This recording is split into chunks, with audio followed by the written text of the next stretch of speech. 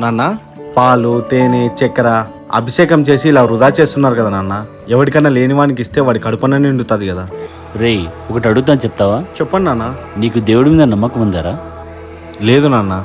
మరి నమ్మకం లేనప్పుడు గుడికి ఎందుకు వచ్చావురా? మీరు పిలిచారని వచ్చానన్నా. అందుకేరా, అభిషేకం ఎందుకు చేస్తారో నీకు తెలీదు. ఇప్పుడు మీరు ఎలా ఉన్నారంటే, దేవుడు అంటే నమ్మకం లేకుండా, ఆయన గురించి తెలుసుకోకుండా అదేదో ఫ్యాషన్ అనుకుంటున్నారా మీరు?